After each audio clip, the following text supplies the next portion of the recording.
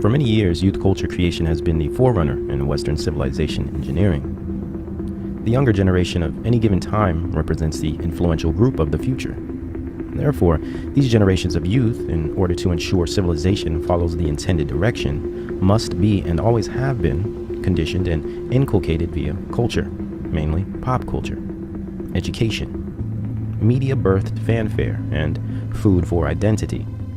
The idea of finding oneself, for example, is many times accomplished through pop culture. Media and establishment-generated culture. A concept we call culture creation, administered by examples like the entertainment industry via secret intelligence, with its roots and foundation in weaponized anthropology. Brought to us by examples like Margaret Mead and Gregory Bateson, with its roots in further back ideologues like Wilhelm Reich, Charles Darwin, and social Darwinism, to Gnosticism and alchemy, and well, you can see the development of it all over time.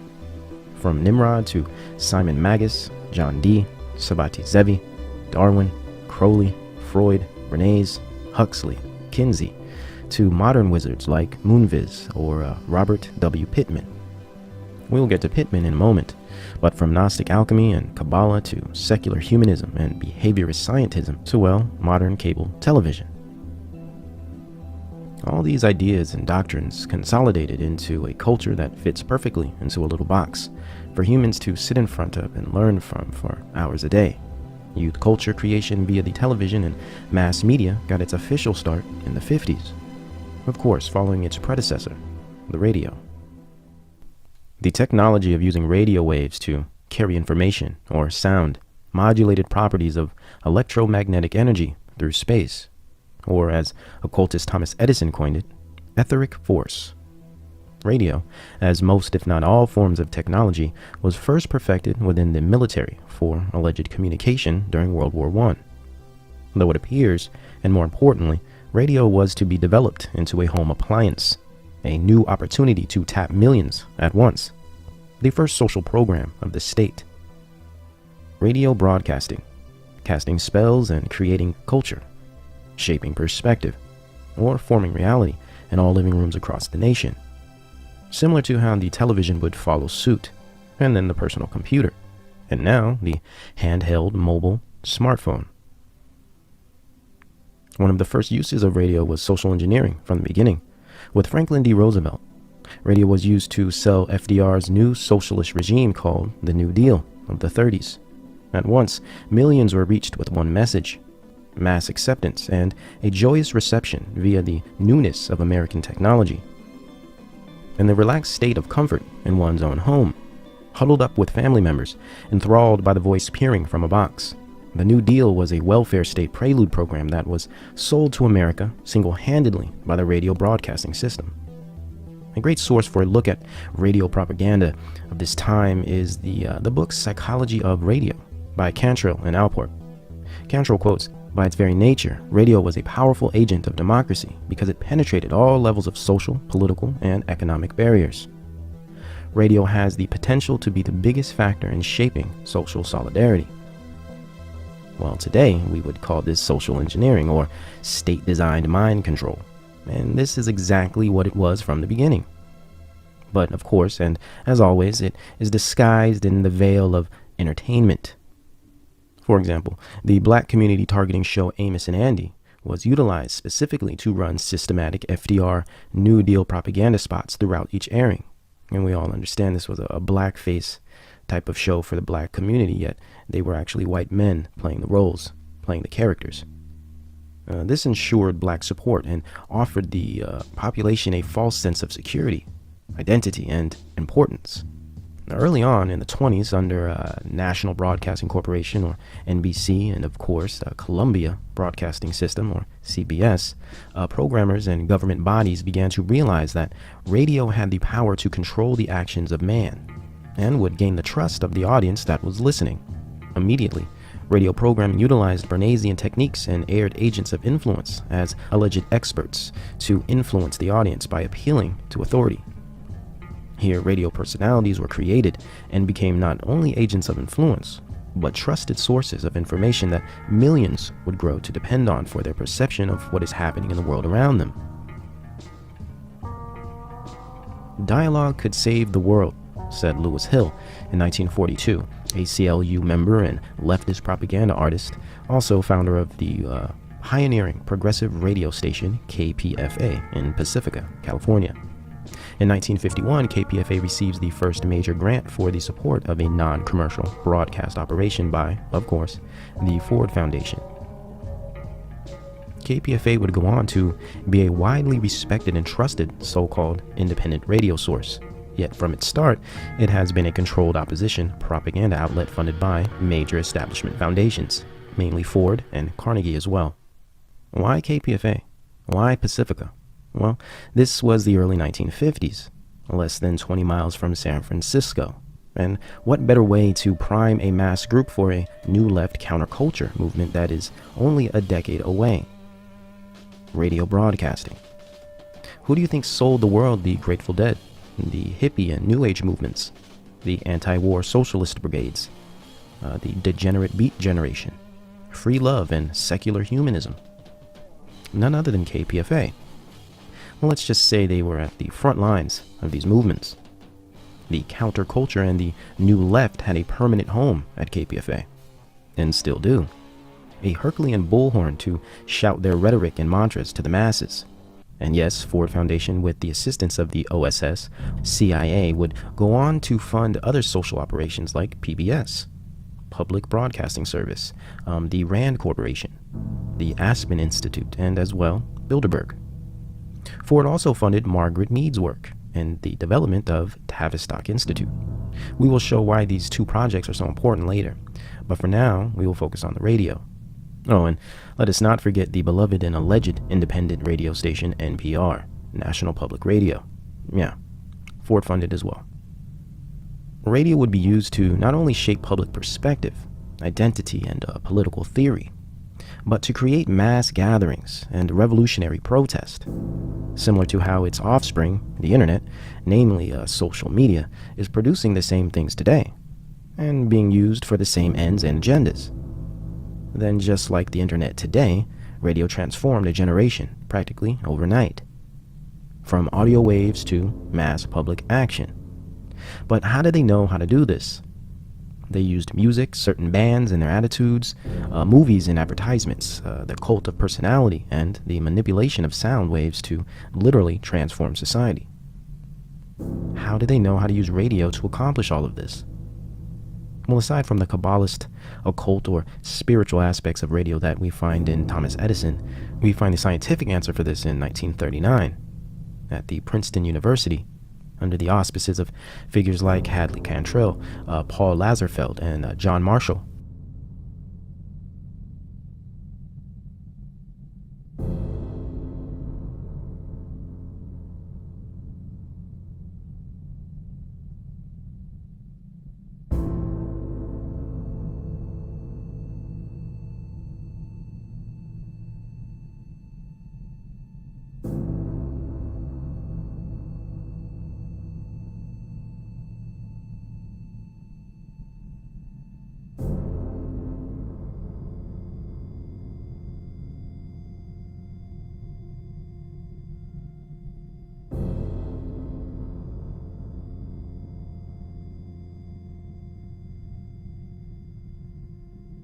And of course, Frankfurt School elite and OSS agent himself, Theodore Adorno. The Princeton Research Radio Project set the stage for sound and media social engineering. The Princeton Research Radio Project studied the social psychological effects of messages in radio and its mass programming capabilities, or potential, especially the 1938 War of the Worlds Halloween airing, where Orson Welles aired a false flag type of story over the radio, sold as being real, but in fact it was a fake story. This would be a very early example of your first fake news.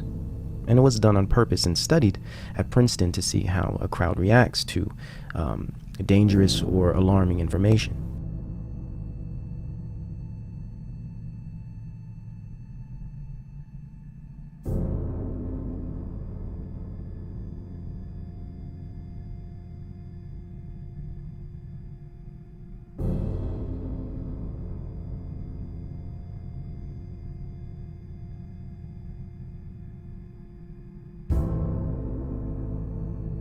Though the Princeton Radio Project had hundreds of sub-projects, it presented the foundation for all similar studies to follow, like the monumental Macy's conferences of the 50s, for example, where cybernetics was started, and especially all the MK Ultra projects. Princeton stood as a key starting point. Adorno and scientists wanted to know how human behavior correlates with music, the audio control of human emotions to find effective crowd control techniques, audio that would or could induce mass hysteria, and overall, the creation of manageable subcultures via music and sound, melodic and rhythmic organization, establishing radio and television as a meta-analysis of mass subjectivity. The Princeton Radio Project also studied the dynamics of music, sound, and light, and the electronic development of bioenergetic psychoacoustics,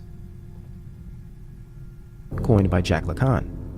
These studies would later bring us light shows and sound shows we saw in the psychedelic era, in raves and music festivals, and in clubs and casinos.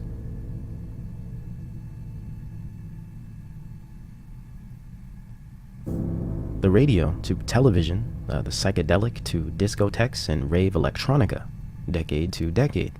All these eras find their psychobiological and technological foundations in the Rockefeller family-funded Princeton Research Radio Project of 1939. And several years after this project, it is no surprise that radio broadcasting services began to encapsulate America like never before, much stronger than its infantile days during FDR and the New Deal, and much more effective by now, utilizing music and the culture that came with it to shape the society that consumes it. With the 50s in full swing, so was the growth in production and use of the television. At this time, NBC, ABC, and CBS all were transitioning their primetime radio programming to the new medium, and it is here where monumental culture change began to take place. Though television was marked to change culture, it would also create subcultures and cultural dialectics between them. Probably the most vital subculture created during this time was the media creation of the teenager. A new target population and control group to shape, indoctrinate, and sell a new identity. This was accomplished nearly single-handedly through Hollywood celebritism, and namely James Dean, or Elvis. It's shocking. I watched him gyrate his legs and swivel his hips, and our parent-teachers group feels he should not be on television. And the new teen film propaganda campaign that was unleashed on the American public via cinema and television, and of course, music. And to add to identity, things like blue jeans and the automobile were included to round out the parameters of this new, hip, and rebellious youth, or better, teen culture. Not only could they sell this group products, but moreover they could sell them ideas, a lifestyle, and in result, manufacture identity, and change a generation, and the future, forever. This new rebellious teen culture would pave the way for the beatniks and hipsters, or the counterculture of the 60s, and the new wave culture clubs of the 80s. During the infancy of television programming, Hollywood celebritism, and major media networks in general, the 1950s was an era where science, alchemy, and global government proponents were not only entertaining Americans, they were actually structuring state-of-the-art mind control behind the scenes. The Macy conferences officially brought physical scientists and behaviorists and psychiatrists together at the same table to study the dynamics between human behavior and machines, and the effects of technology on the humankind. Moreover, what types of technology and which types of techniques would be required to predict, explain, and control the behavior of humans. It is no coincidence that immediately as these conferences ended, music industries, Hollywood productions, and television programming blossomed nationwide. At this time, Stanford Research Institute was building Disneyland in Anaheim. Hugh Hefner was debuting Playboy magazine, and Alan Dulles was beginning the MK Ultra projects. And of course, Frankfurt School's Theodore Adorno just published his authoritarian personality piece, formulated and released on the UC Berkeley campus, which of course spread like wildfire across all universities. National mind control was now at its peak growth period. Media, science, technology, education, All angles were being covered, with Ford, Rockefeller, Carnegie, and Mellon foundations fronting the bill, while the OSS, CIA, American Jewish Committee, CFR, amongst many other think tanks, put all the pieces in their proper places. But in order for Adorno and Horkheimer of the Frankfurt School to bring in their new age left, or Margaret Mead and her Wilhelm Reich-inspired license to be a pervert, or free love culture fantasy to become a reality, American culture had to be destabilized. Christianity moral codes had to be severely undermined. And by 1950, this was officially kick-started by the media-manufactured teenager subculture. In 1944, the manufacturing began, with always the media conditioning propaganda of Skull and Bones publication, the Time Life magazine franchise. The hit story on the new rave of American teen girl life took center stage, opening the door for 17 magazine that same year. And the new concept of the teeny bopper, youth consumer culture, rebellious film and music, serial dating and premarital sex in automobiles. Time, Life magazines, amongst other mainstream publications, have always played major roles in the formation of culture, specifically the directing of culture and engineering of subcultures. Of course, the bebop and swinger scenes catapulted this new teen craze, the hypnotic dance and trends of dress, the identifying music and intimate lyrical content, and romantic song concepts, leather jackets and tucked cigarettes in t-shirt sleeves, saddle shoes and bobby socks, poodle skirts and jukeboxes. All these things were not only fresh and exciting, even attractive, but in many ways were commonly forbidden. But through the allegiance of radio, television, and music, the state and its trained social engineers were determined to normalize these new and provocative concepts. Now, I know, to us today, these concepts appear rather innocent, yet it's important to understand they were mere entry-level ideals, set to be tweaked and polluted over the decades to come. See, this had to be done in increments, perverted over time, to eventually bring in the new Dark Age, the postmodern techno-cult, and Aeon of Horus, New Babylonia. So to begin this complex process, radio had to be perfected in the Princeton radio projects. Society and its in-group behaviors had to be understood, predictable, manageable, to ultimately structure the post-World War II social hive mind.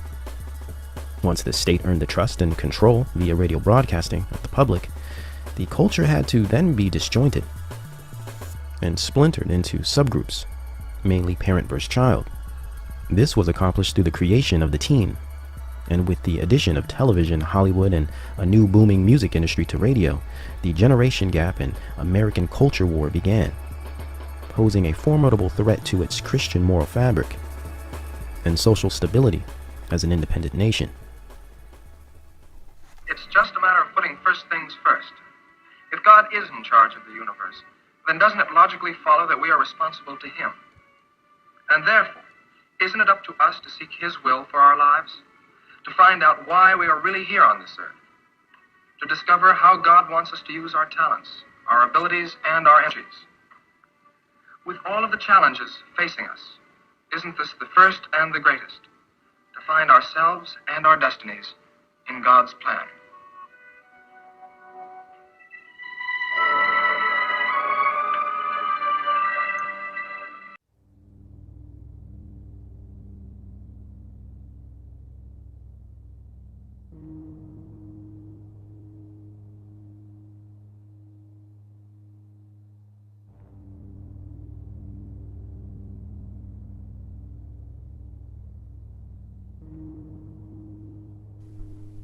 Directly from the mouth of the beast himself, the eater of souls, of children, of all things that are pure and good. Now, whether one believes Crowley was a successful magician and sorcerer, or just some heroin-addicted, sex-crazed pedophile that liked to play dress-up, Aleister was a forerunner for the dark awakening of the 20th century, the new age that has been rapidly taking shape since around 1963.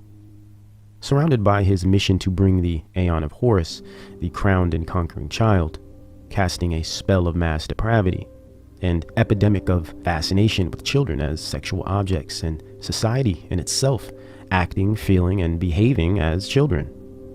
Impressionable, curious, yet vile, perverted, and demented.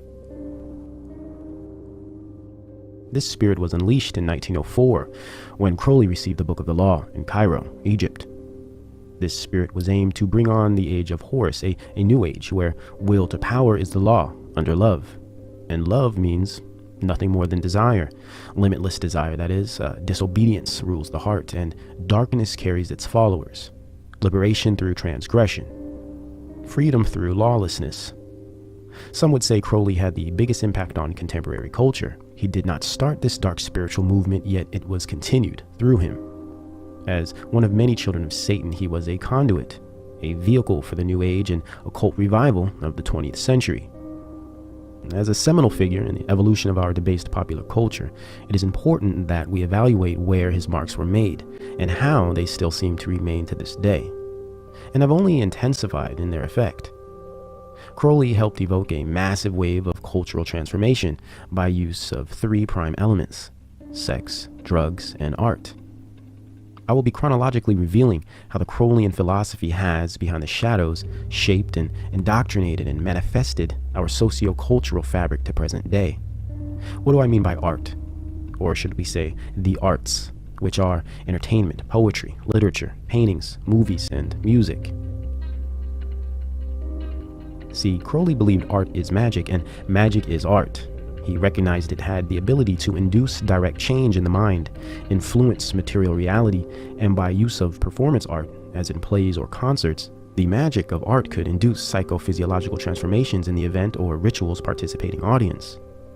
Very similar to the same conclusions and motives of the sorcerers behind the Princeton radio project we discussed in part 1. Eventually, you will see how all these ideas tie in together. All the mediums intersect, and all the witches, scientists, and entertainers and artists are in the same business, with the same goals and under the same dictating force. Whether they realize it or not, the show must go on. Though Crowley is oft celebrated as a rebellious enemy of the status quo, he in fact was an heir to an aristocratic family. His parents were members of the Exclusive Brethren Order, a high-level sect of the Plymouth Brethren, an occult Quaker order of Gnostic Christians. He also attended the elite school Trinity College in Cambridge.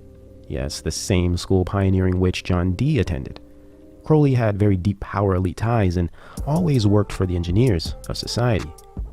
As a deep agent of MI6 and confidant of Churchill and well-known statesman in many Masonic lodges, Crowley's ideas and presence left indentations throughout the earth, inspired many men in high places, and helped develop a dark awakening that would change the world for generations to come. What is important to understand here is not so much the abilities and actions of Crowley himself, but the value system that he advocated, the culture, the spirit and worldview that he embodied. The same value system, that same spirit, has echoed throughout the decades. Though changing its tones here and changing its wardrobe and tempo there, it has always remained, lingered, festered even. It has grown on the back of society like a wicked fungus, as we now find ourselves dead center of a new age and aeon of Horus. But how did we get here? This brings us to about 1953 in our timeline. There are few years as significant as this year, possibly 1963, and 69 are about even, but we will cover their significance later. And 1953 was sure to be a game-changing year and a birth of a new movement, new technology, and new influences on the culture that would systematically bring in the new age and aeon of Horus, what some may call the new Babylon or age of Aquarius. I prefer to call it the post-reality era, but they all fit the same. Some may say, oh well, many things happen every year. Every year has its significant moments and events of change.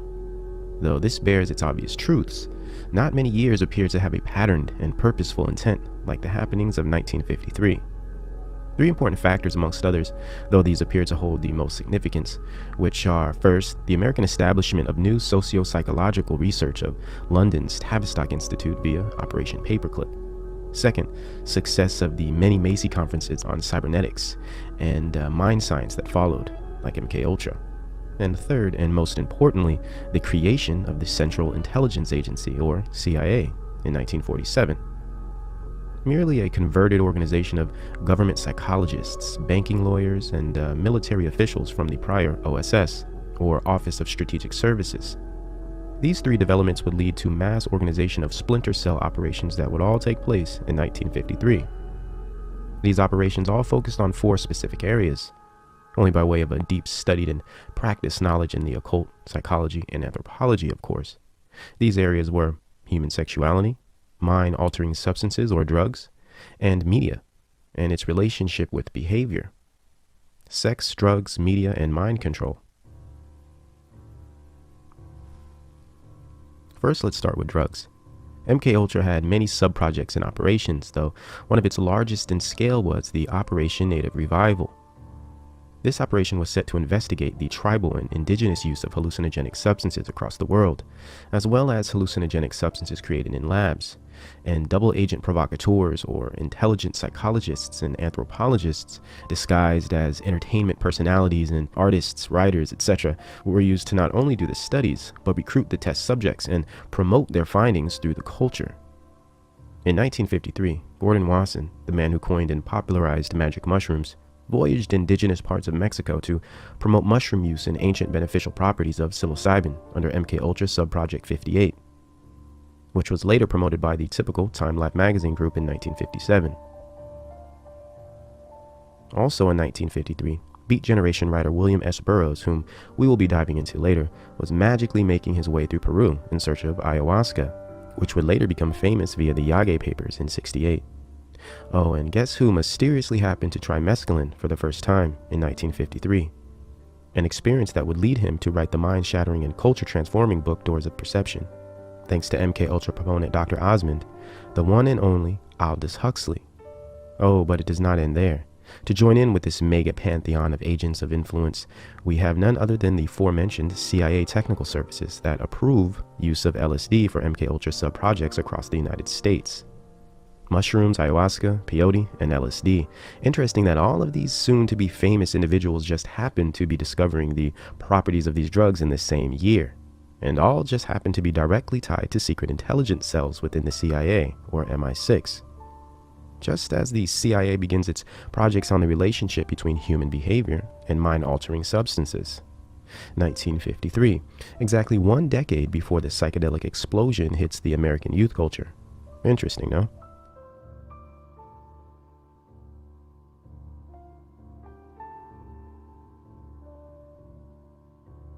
Next is human sexuality.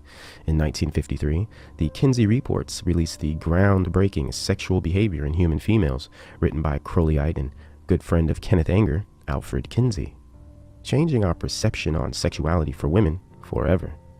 And included, the single most influential publication on the male libido in history is formed by trained psychologist and CIA operative Hugh Hefner, with the Playboy magazine. Ron Jeremy is also born this year, one of the most famous pornographic actors to date. These two would go on to form a wrecking ball in the American moral establishment, damage we are still sustaining today. In media, well, Alan Watts, another key New Age figure we will be going into later, starts his mind-bending mystic philosophy program on the Infinite KPFA radio station in 1953, setting the tone and preparing the conditioning of a soon-to-come counterculture, New Age worldview. And possibly most grabbing is the introduction of the color television, right in time for the surge of Hollywood and entertainment that brews in the dark studios of Southern California and New York City. Should we also mention that the same year, and oh so conveniently, Mega Food Corp Swanson released the American staple meal, the TV dinner, opening up the new market of convenience food, all to make your life easier and keep you in front of the television as much as possible, even while you are eating, taking the typical family away from the dinner table where bonding and values are experienced and learned, to be atomized into separate units plugged into the show or news propaganda of the evening, which leads us directly to the concept of mind control.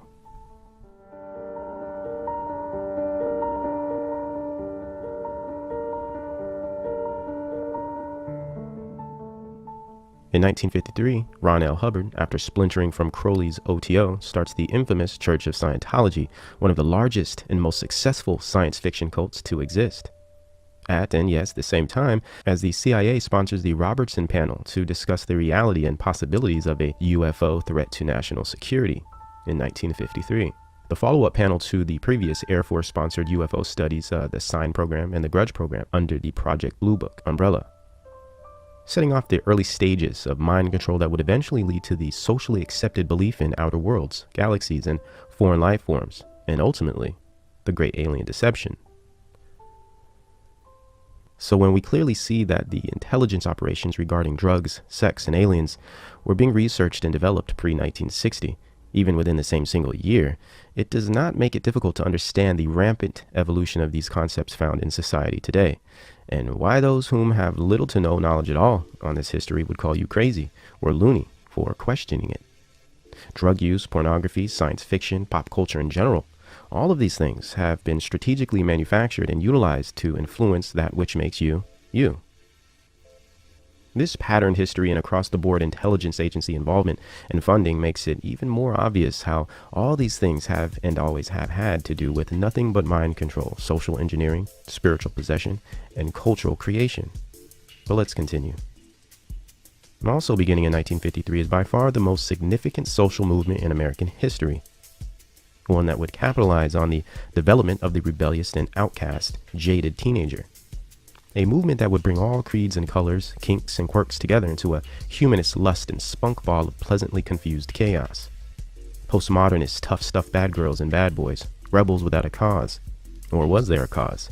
Some would say freedom, some would say gay rights, some would say equal rights, some just wanted to get high and listen to bad music and blame all their woes and pros on the man.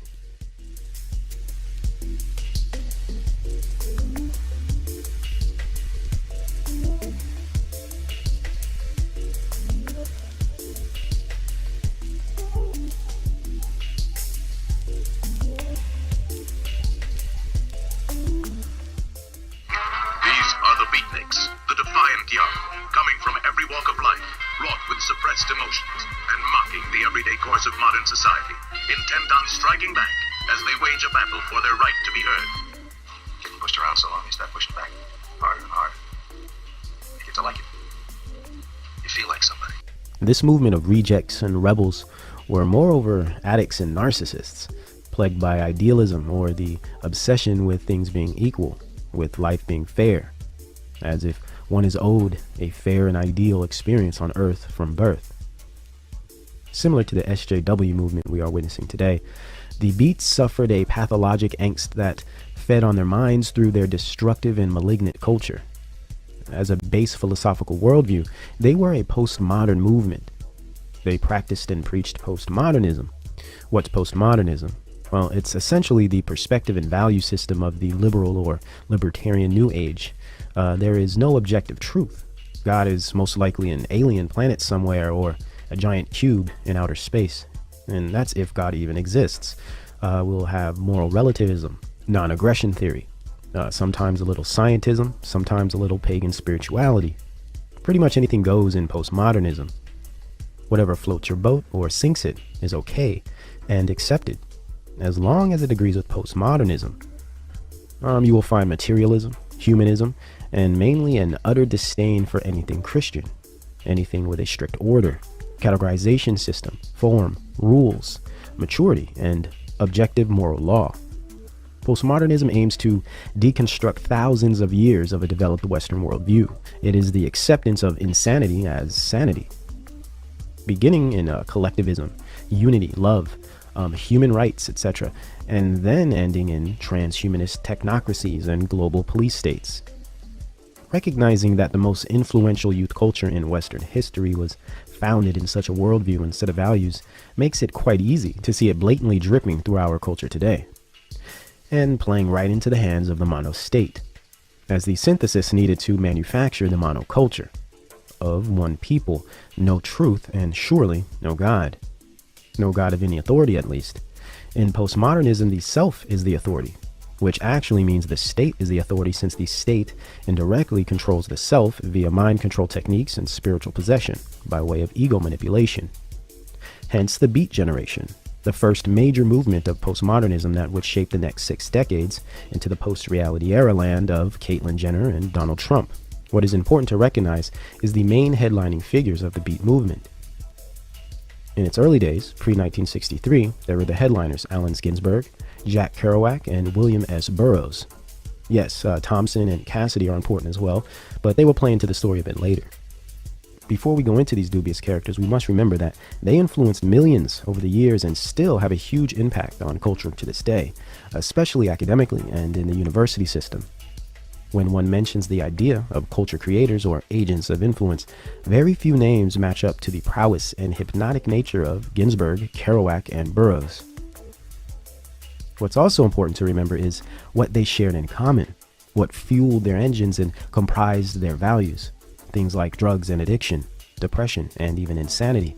Both Burroughs and Ginsberg spent time in psych wards. In fact, Allen Ginsberg spent most of his adolescence visiting his mother in mental facilities, which she eventually ended up committing suicide in.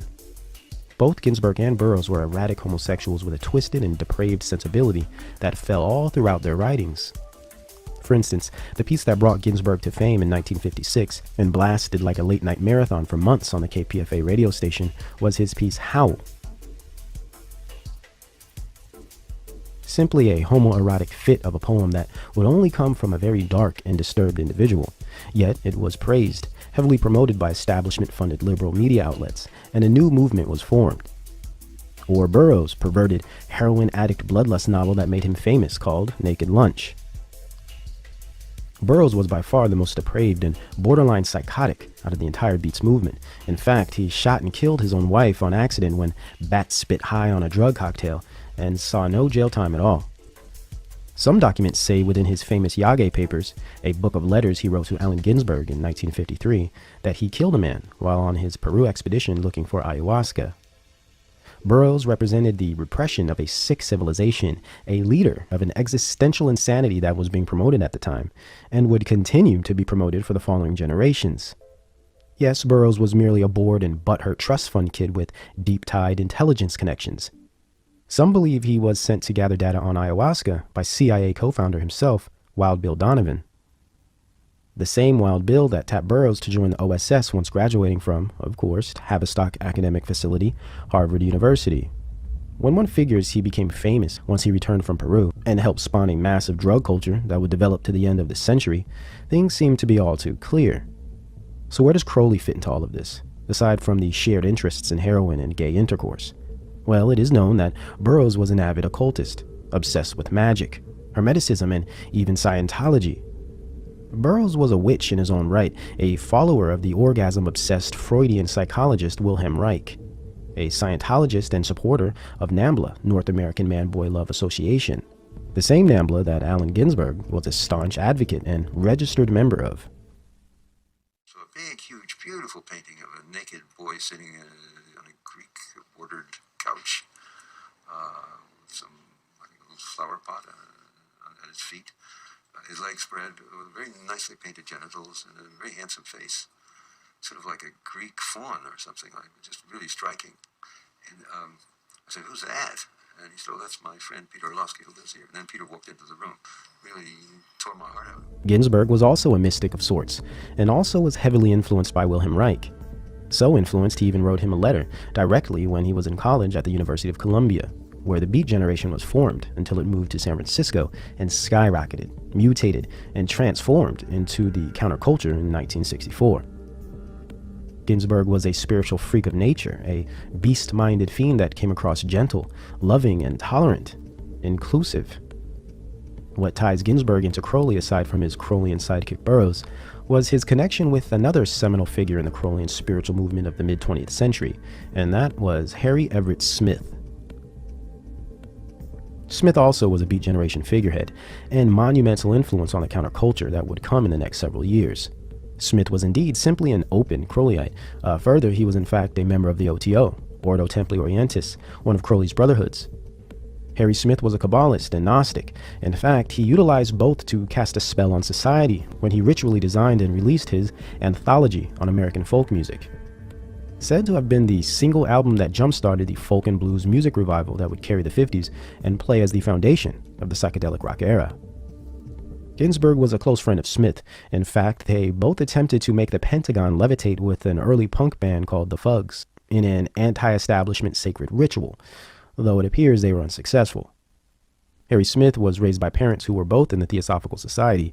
His father was also a high-level Mason.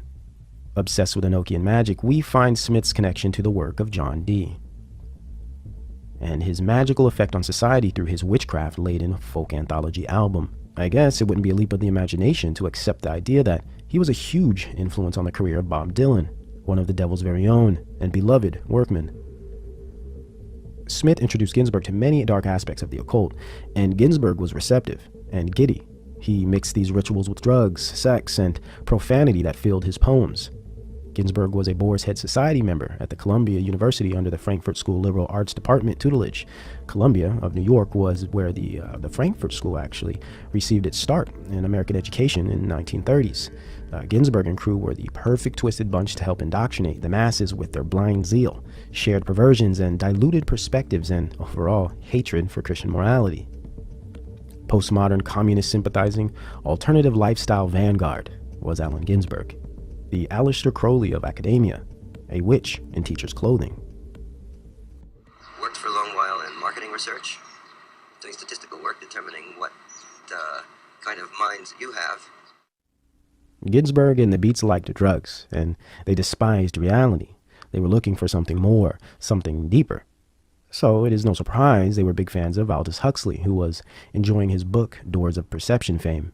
And with assistance of Tavistock Institute of London and the Central Intelligence Agency, he developed a mind control program called the Human Potential Movement, which would be the ticket that brought the hippies, or at the time hipsters, together with the Beats and along with all the other fringe New Age groups to create the counterculture. But Huxley needed a location, an escape venue, a school even for this movement. So in 1962, the Esalen Institute was started, a spiritual resort facility constructed on an existential voyage into reality and postmodernism of French and German psychology, psychological theory, mixed with Eastern mysticism and the humanities. What bridged the gap was Michael Murphy of Stanford University and the Beat Generation celebrity Richard Price, who would be one of the first Beats to join the Institute, and along with him came Ginsburg and all the rest. Together to form a new humanist liberation front based on love and sanity, drugs, and promiscuity. The Epistemology Center for the New Age and premier drug-based mind control project of the CIA under Operation MKUltra. And only the groovy, hip, and far out were invited.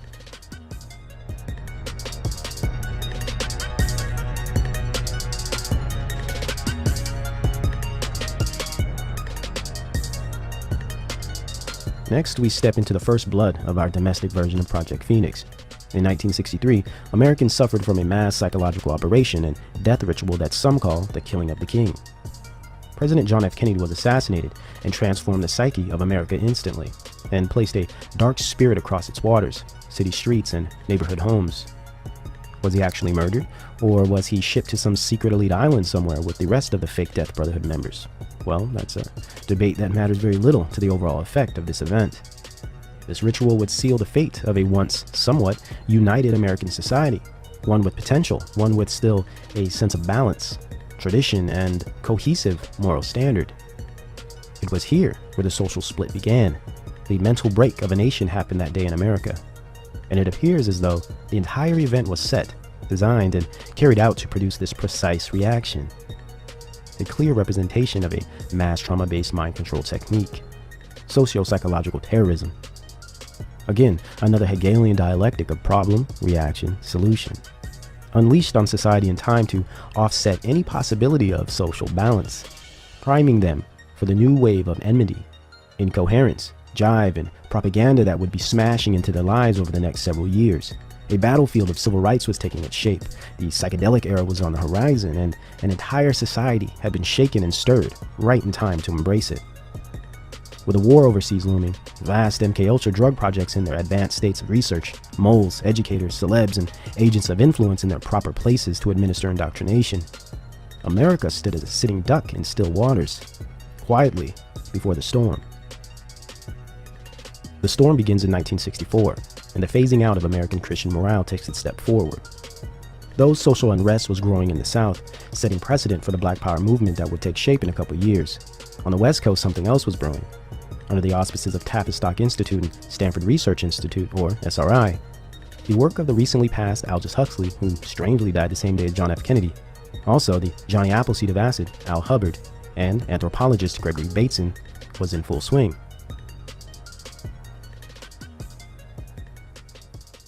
The Human Potential Movement via Esalen Institute promoted the doctrines of Gregory Bateson and Gordon Wasson's native revival projects and normalized hallucinogenic drugs and mood-enhancing substances to the Beat generation and its followers. Beatniks, hippies, and rejects abroad were now a complete movement. The counterculture was born. After being recruited by Bateson, Stanford's Ken Kesey, writer of MK Ultra novel One Flew Over the Cuckoo's Nest, was dosed with LSD in the famous Menlo Park projects. Bateson would later recruit Allen Ginsberg to join. Kesey was sent out on a mass dosing social project with the Merry Pranksters, a covert psyop squad that would popularize the mind-deforming and spiritually possessing substance LSD. Neil Cassidy, popular Beat Generation member, would become the driver of the Merry Prankster party bus, named Further, tying the Beat Generation right into the psychedelic era.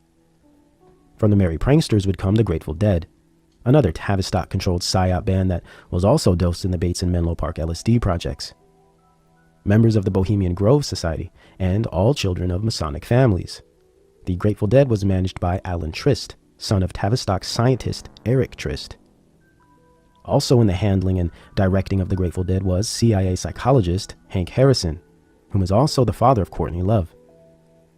So the hippie generation, Deadheads, psychedelic rock, and LSD popularity came directly out of the CIA Tavistock-funded and guided Merry Prankster group of the West Coast, and the Carnegie and Mellon-funded Harvard Research Group of Leary on the East Coast.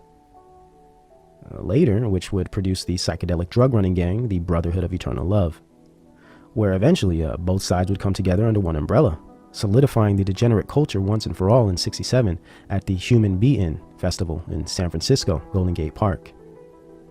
From the early days of the Beats and Harry Smith's folk revival to the psychedelic era with characters like Wavy Gravy, who will become one of the prime LSD dispensers in the counterculture. In fact, this is the guy who supplied the quote-unquote bad acid at Woodstock. Along with Wavy Gravy would come the most infamous of the bunch, though Al Hubbard, and not to be confused with L. Ron Hubbard of Scientology fame, might have pushed more physical LSD, but Timothy Leary sold the culture of LSD. He sold the worldview of the hippie generation. He embodied the spirit of freedom through rebellion that defined America at the time. An open CIA operative, psychologist, and Harvard man, Timothy Leary was a devout Crowleyite. In fact, he openly explains in many interviews how he felt he was continuing the work that Crowley left off when he passed. I've been an admirer of Aleister Crowley. I think that I'm carrying on much of the work that he started over 100 years ago, and I think the 60s themselves. You know, Crowley said, do what thou wilt, shall be the whole of the law, under love. It was a very powerful statement. I'm sorry he isn't around now to appreciate the glories that he started. Harry Smith surprisingly stated nearly the same sentiments, both continuing in the great work of the beast, and contributing to the destabilization and spiritual possession of humanity.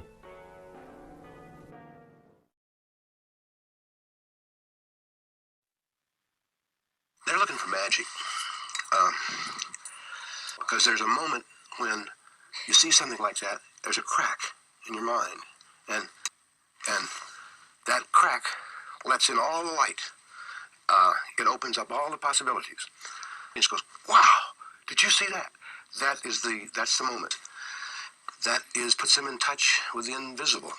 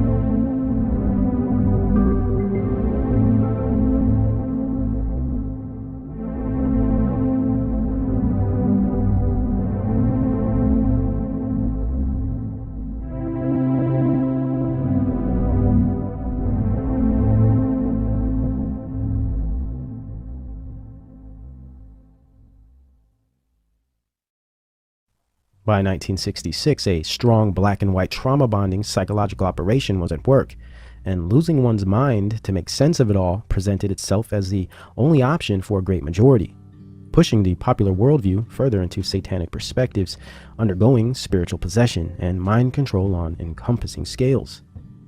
So it would only make sense that the media joins in on the programming. In 1966, the fantasy genre started to, out of nowhere, explode. Adding to the space and alien programming, the popular show Star Trek was first aired, creating a subgenre culture within itself. The Batman show was also released, and grown men today in 2017 are still watching Batman. Space Ghost became an instant hit for the kids, and you know they always looking out for the kids. Oh, and the subtle and sexually suggestive game Twister came out for all the whippersnappers and partygoers, right around the time birth control was being more accepted and avidly pushed into cities and counties via Planned Parenthood. Interesting. 66 would also spawn the beginning of the Great Occult Revival, and solidifying in 1970, starting with the 66 foundation of the Church of Satan in San Francisco. Formed by Crowleyite Anton LaVey, many famous celebs would join this church, and many other cults and orders would pop up over the next few years, popularizing Crowley and his work, nearly bringing him back to life in a way. The Rolling Stones and the Beatles would have a great deal to do with this. Since they all were devout Crowley followers, they couldn't help but make Crowleyan material. They would push the Crowleyan philosophies through their art, weaponizing it and transforming the culture into something ugly, something sinister and ancient. I remember when we first went in, one of the people said, "Who are you?" And Tex said, "I'm the devil, and I'm here to do the devil's business." And I remember that in my conscience, it's so alive in me, even just recalling it. I remember that I had gone so far and there was no turning back. That even if I had wanted to run, even if I had wanted to leave, I couldn't. It was like I was caught in something that I had no control over. I had absolutely no say-so as to what was happening there. It was just like a tool in the hands of the devil. It's the only way I can put it. By 67, Charles Manson steps on the scene, and yes, directly tied to the CIA. Somewhat of a monarch assassin / handler, very educated in hypnotism, Scientology, and the manipulative use of LSD, which he was generously supplied with via secret intelligence cells in the Bay Area.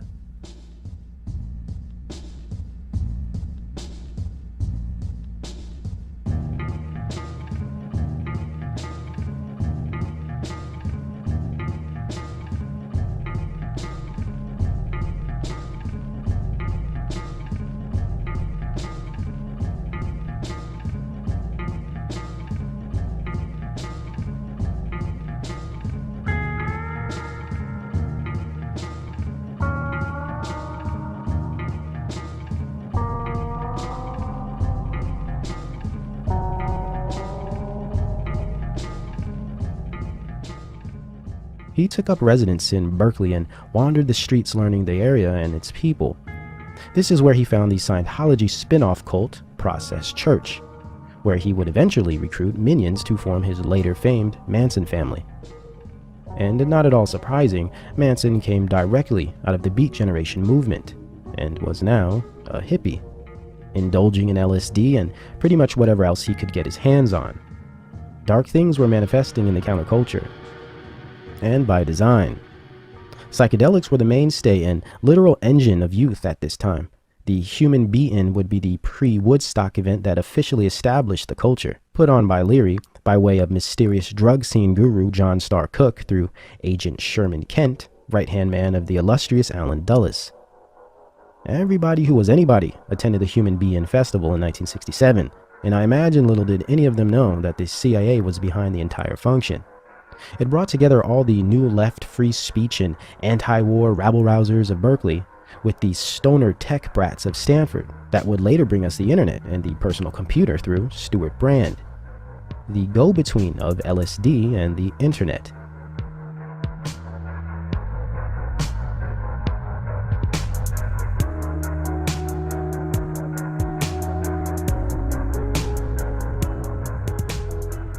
It brought all of the liberal counter-establishment crews and broods to the same floor to bathe in drugs and free love, fantasize about changing the world and reaching a higher state of being. Babylon Rising the dream before the nightmare. It's interesting how the Summer of Love, which was during this year in 1967, appeared to give the culture a moment of sincere and genuine happiness, a drug-induced victory of sorts, a sense of accomplishment, a brief and imagined accomplishment and happiness, that is. 68 would erase all of that and start the very beginning of the end of a cultural movement.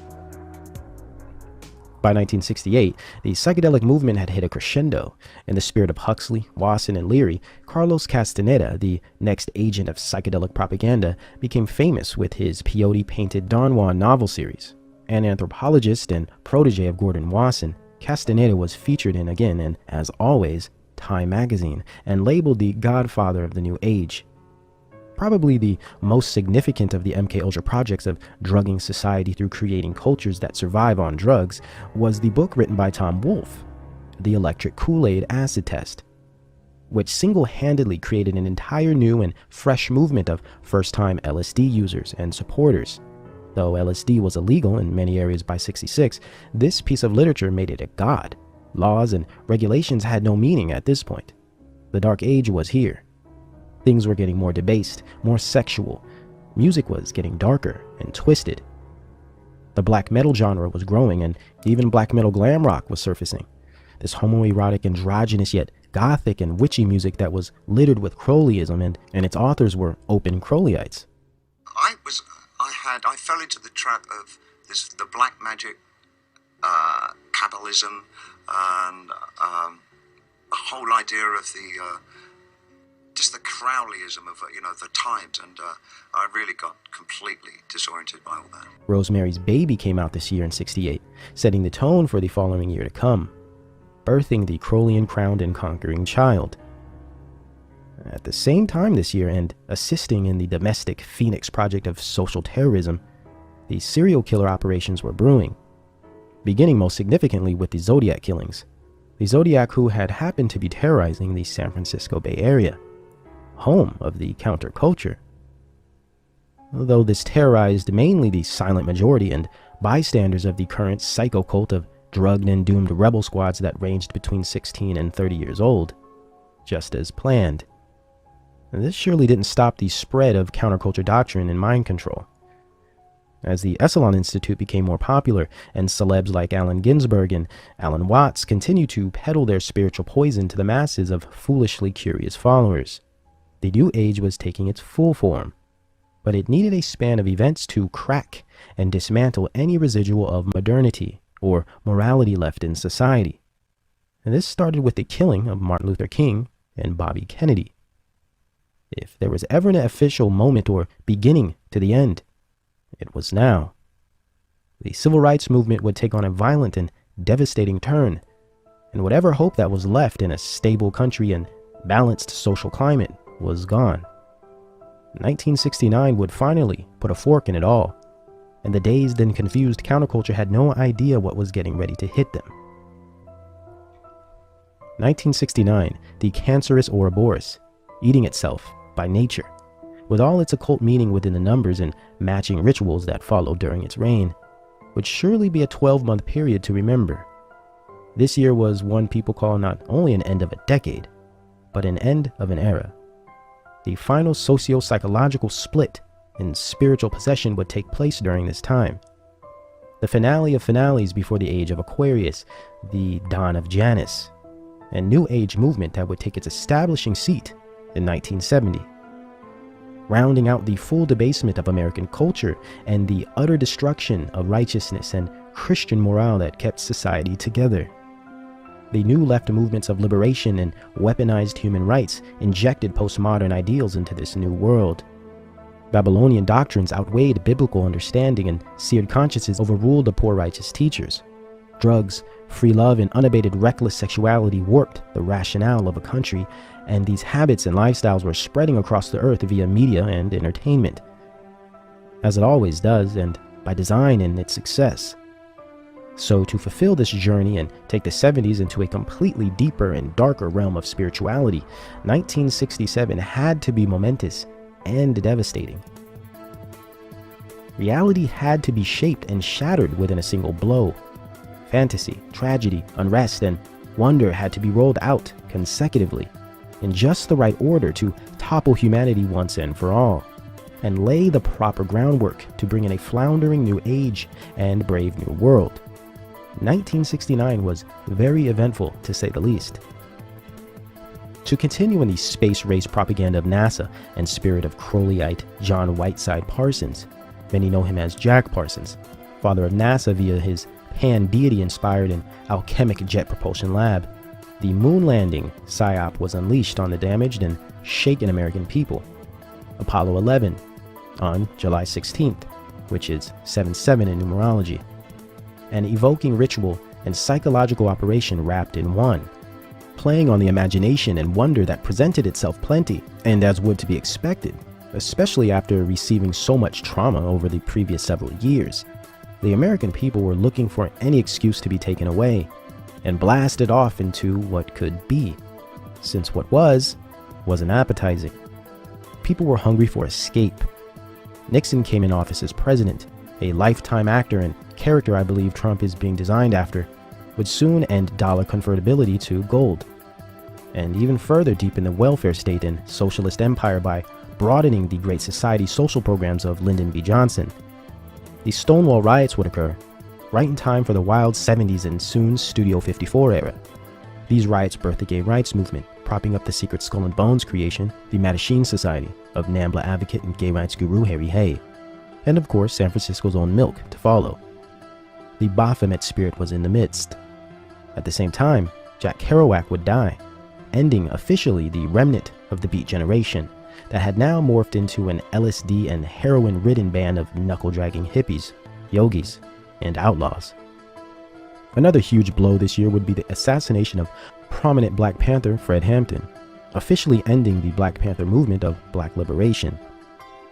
Soon we will see the conversion of the focused, militant, and socially concerned Black culture into a smooth operating, jive-spitting, lady-pimping, and perm-dripping culture of sin and debauchery, ushered in by a dubious character indeed, Time Life magazine photographer, CIA operative, and film director Gordon Parks.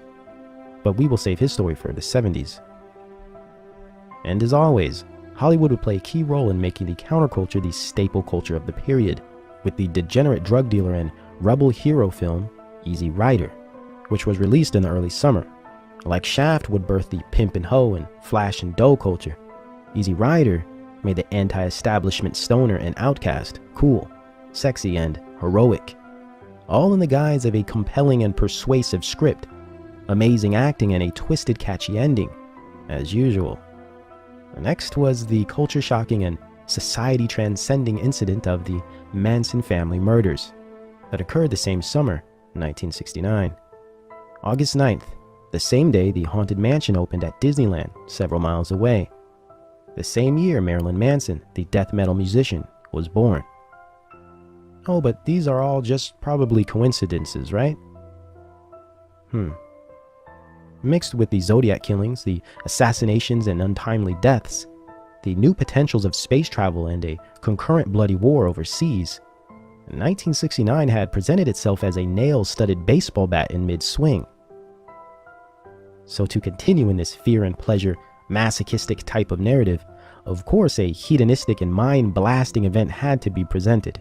And literally days after the Manson murders, the Central Intelligence-funded and organized Woodstock mass doping project was opened, bringing the largest mass of human bodies together during what some would say was one of the most tragic and destabilizing moments in history, as a joined unit, to dissociate and bury somewhere deep within the subconscious the everlasting pains and absorb the tainted, bad acid and mind-altering drugs as test rats for the biggest socio-psychological science project ever produced. Woodstock, subproject of MK Ultra, sex, drugs, and mysticism. The Dionysian pleasure trough made specifically for the useless eaters to detach and frolic. Just as the human potential movement of Huxley, the native revival of Wasson, and the weaponized anthropology of Bateson would have it, whom all worked in the spirit of Aleister Crowley, who used the same drugs, sex, and music in his workings and rituals before all of this. The great work was at hand. To officially end the era and steal the imagined success of the hippie culture in Woodstock, and to square away the decade, the Rolling Stones attempted to throw a West Coast version of the event, known as the Altamont, held at the Altamont Speedway in Northern California in December 1969. After a decade of strife, too much pleasure, too much drugs, and not enough moral guidance, the counterculture hit a wall at Altamont. To start, it was secured by the CIA drug and prostitution running organization, the Hells Angels. Paid with LSD and alcohol, they secured the 3-foot stage with knives and pull sticks. Similar to the way Rome fell, Altamont demonstrated an excellent example of climax within hedonistic movements. Violence played throughout the entire event. Overdoses and tragedy marked it with despair. By the end, 4 people had been murdered. One man even had a gun and was stabbed to death by the Hells Angels, right in front of the stage. When you realize the Stones, supporters of the Satanic Process Church, devout Crowleyites, and the Hells Angels as security, more drugs than one could pack in a merry prankster school bus, and thousands of beaten, lost individuals made up the body of this event, it is easy to see what type of spirit was holding all of this together. After the Altamont concert, the counterculture as it was known was officially dead, like Sharon Tate, Fred Hampton, King, both Kennedys, and Kerouac. And the establishment had the next set of events and institutes to guide these lost and beat souls into preceding levels of consciousness. The new age of cults and gurus, neo-paganism, blaxploitation, and self-indulgence. The giant leap from the counterculture we generation to the 70s Babylonian me generation that would bring us right into the 80s MTV generation. Newer drugs, newer fads, and personalities, yet same worldview, and dark spirit holding it together like a glue. Beginning with 1970, the moral fabric of America was officially torn. The hive mind was shattered, and now full-on dissociation would set in.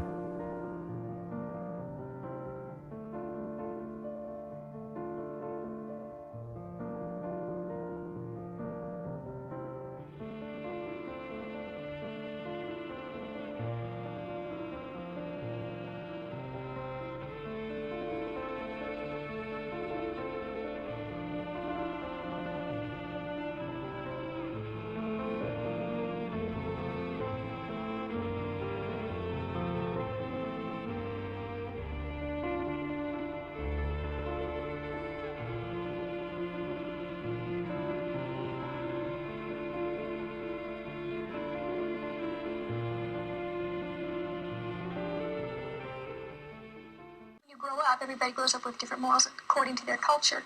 Okay, when you take acid, your mind expands beyond these moral characteristics and your concepts of right and wrong. So you step out beyond those bounds, and when you step out beyond those bounds, the imagination begins to take over. And the imagination is a very deceitful thing. It's a fantasy. And when you take acid, you go out beyond that. You think you're coming back to where you started from. Originally, you don't. And every time you drop acid, you get a little bit further away from reality. And I took so much acid that I just was what I would term spaced. And it took me many years to what I term now re-enter. And that was just through not having any acid and having to deal with reality every day.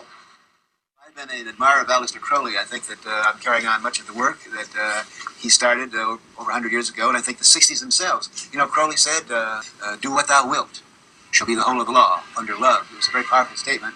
I'm sorry he isn't around now to appreciate the glories that he started.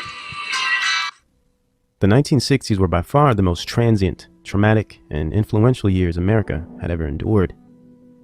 By 69, the revolutionary counterculture was taking its last breaths, or on its deathbed, if you will. But at the same time, a new age was being born, the final stage in the spiritual and social mutation of humankind. The decade man would forget the true and living God, worship himself, and every imagination of thoughts of his heart was only evil, continuously. Wickedness of man was great in the earth, and America, the new Babylon, its cup overfloweth. Drunk on the wine, it inspires the nations, reshaping, re-educating, and swallowing the world whole, while it fashions the new global order. White and black magic occupied the quarters. Angels of light and angels of darkness would replace the true faith, while many counterfeit faiths would transpire. as America was consecutively flipped on its head over a 3-decade period. By 1970, the great work was practically finished. And whatever else wicked things that were to come this way would come freely and organically, since by this point society had been indoctrinated and possessed to act inherently wicked. Careless, turbulent, and lustful, all the while painfully naive, desperate, and zealous. And as always, media technology, film and music entertainment, celebrity and guru-endorsed foolish knowledge of man would drive society senseless. Like putty in the hand, man was rendered endlessly malleable, yet arrogant, prideful, yet ignorant. As Locke would have it, society as a whole became a clean slate. Man presented himself as a science project. In its perfect royal society construction, humanity played servant to the beast, a place where the sky was the limit, and as it were, all your desires could be met. Yet whatever you were truly looking for could never be found. Because as we know, without the eyes to see and ears to hear, one will only exist deaf and blind. And any search for the truth, no matter how energetic or sacrificial, will always come up missing. We can look at the 70s as a moment of searching because we were lost. Unfortunately, we were too busy searching to be cool, getting high, or getting off. The lust of the flesh, lust of the eyes, and pride of life. As the 70s proved so successfully, man is and always has been susceptible to the wickedness of this world. And they would be the critical set of years that conquered the will of man once and for all. Let us observe how this decadent decade manifested itself. To start, we will cover the specific areas that made this spiritual corruption and final social transformation possible. These elements of influence play directly off of the success of the predecessor movements of the 60s. For instance, in the 70s, we will discuss the blaxploitation era that budded from and derailed the civil rights movement, the occult rising movement, and new thought or new age spirituality wave that was birthed through the demented counterculture and satanic cults of the late 60s. As the 1970s prepared the solidification of the occult rising, new left propaganda would continue to thrive. The sex industry would be established as a cultural badge of honor, matched with domestic terrorism and mass psyops. It would pose another 10 years of trauma-based mind control and spiritual possession to the American people, and ultimately, the world as a whole. The 1970s, spawning of the occult rising, sexual and mental liberation, and the journey for self. In the final formation of the New Babylon, a key component has always been the promotion of freedom and the pursuit of personal happiness, limitless liberation, and the choice to do what thou wilt. Moreover, and aside from the flowery love and peace rhetoric, this liberty represented living free of moral boundaries, free of obedience to God and something higher than oneself. This liberty has always been rooted in the escape of moral responsibility, denial of God-ordained laws, righteousness, modesty, and the natural order of things. And what better way to manifest this culture of rebellion than to create a media and entertainment-induced pagan revival and a cult resurrection fueled by sex, drugs, irresponsibility, and pop music? True Christian faith, meekness, accountability, and conscientiousness stood as a nuisance and roadblock to self-absorbed happiness and the desirable. In order for the New Babylon to proliferate, these ideals had to be demolished and completely removed from the minds and hearts of the people. Consciences had to be seared, hearts had to be corrupted in order for spiritual possession to take its course on the generation. Though we witnessed the formation of this liberty culture in the early 60s, not until the 70s did it begin its final stages of formation. A given society is typically transformed through 3 levels: politically, through legislation, civics, and government policy, domestic affairs, etc. Socially, through the creation of culture, via media, education, and entertainment, and lastly, spiritually, through the manipulation of the ego and corruption of the flesh, deism, pantheism, atheism, or godhood. Though directly and oftentimes indirectly, or even opposing each other in Hegelian dialectics, these 3 bodies of politics, culture, and spirituality always operate in concert, financially and ideologically. colluding towards the same goal. By 1970, two major political movements sent shockwaves across the nation. These were women's liberation and the gay rights movement. Although the second wave feminism took its first real steps in the early 60s, and the gay rights movement was sparked by the Stonewall riots of '69. By 1970, these two flourishing political movements were not only being led by communist organizations and Central Intelligence, but they were piggybacking directly off of the now defunct Civil Rights Movement. The American Jewish Committee-controlled Black Liberation Movement was abandoned, and gay rights and feminism became the new program of interest. Socialist and communist regimes have always used blacks to fulfill clandestine operations, similar to the current Black Lives Matter group. As it were then, even today, the same exists. Black Lives Matter's funds come directly from Jewish billionaire political agitator George Soros, included with the Ford Foundation, and even Google. Direction and support comes from Central Intelligence and think tank foundations like the Brookings Institute. Same goals, same motivations. Interestingly enough, BLM is much less about black liberation than it is about gay, trans, and women's rights propaganda. In fact, they aim to propose them as a combined equal and smash them all together into a streamlined human rights war machine. Are we starting to get this picture clearly now? There's also Antifa, right of Russia, and many other agitator liberal armies and color revolutions are being built across the earth to continue this Luciferian and communist culture that we saw take its form in the 60s and 70s. And by 1970, black liberation was altogether forgotten, yet feminists and homosexuals used the black plight to justify their own, exactly as we see this new trans gay rights movement and third wave feminist front today, resulting in the further of the age-old plan in the destruction of the family, the psychological and physical abuse of the child, and overall corruption of society and God-ordained natural order. Remarkable. The neoliberal socialization of the world marches on, and let us not be confused. Alt-right, patriot, conservative nationalism is only a mere dialectic, a fake Christian capitalist front used to form the other end of the pickle. Left or right, they both aim to establish global government and secular humanism. They just use different strategies to convince you of it. Oh, and libertarianism is part of the trick bag as well. They're basically New Age or anarcho-humanists and atheists, or both. Conservative when it's convenient and liberal when it sounds right. And just as antichrist as the rest. Still pushing the same moral relativism, secular humanism, and new left postmodern agendas of the Beat generation, even if they don't realize it. Being political distorts your perception by default for believing in the system to begin with. The political system is the blueprint to global slavery, set up to fail and mislead. War, false religion, and the manipulation of culture are the weapons wielded. The economy is simply an illusion and part of the magic and stagecraft to fill in the spaces. And the 70s played as a springboard in which this political sleight of hand performance began to bloom. Since the Vietnam War was ending, so was the activist fervor that accompanied it.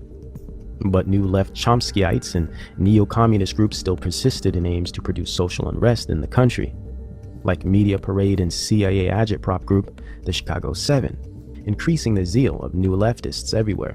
In '71, another intelligence radical front group, the Weather Underground, who formed in the vehement year of '69 out of the new left faction Students of a Democratic Society, continued to make headlines for the public to fidget over. Of course, straight out of Chicago, home of communism and the new left movement. The Weathermen were in fact a domestic terrorism squad known for their consistent protest bombings, all done in the glorious name of democracy, allegedly fighting for black power and liberation, of course. These were the original of what we would call today SJWs, or social justice warriors. Same goals, same motivations, same results.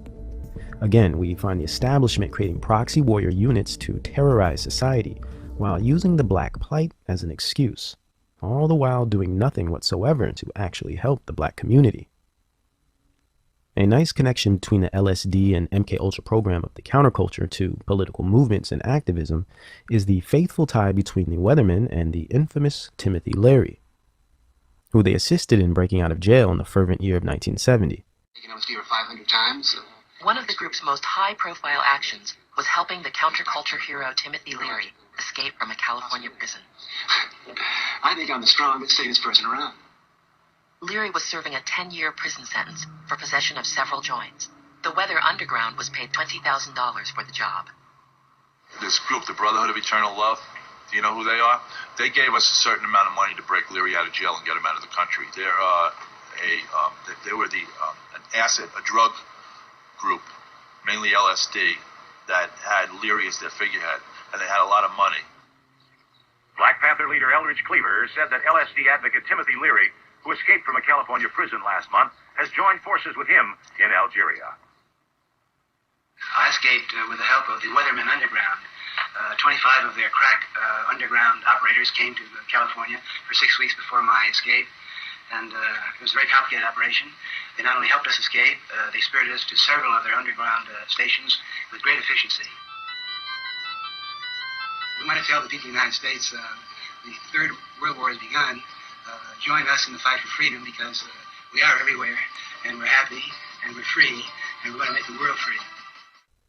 Further demonstrating how politics and culture are directly tied at the hip, with the same intentions and goals and controlled by the same nefarious groups. Dialectics are used to detract the public from figuring this out. For instance, though Leary was jailed and politically viewed as an insider or rabble-rouser, as were the Weather Underground, yet they all were covert operatives of Central Intelligence Agent groups and American academic institutes, staged in a pretend war with the FBI and COINTELPRO. It was quite a show, one we are still watching today.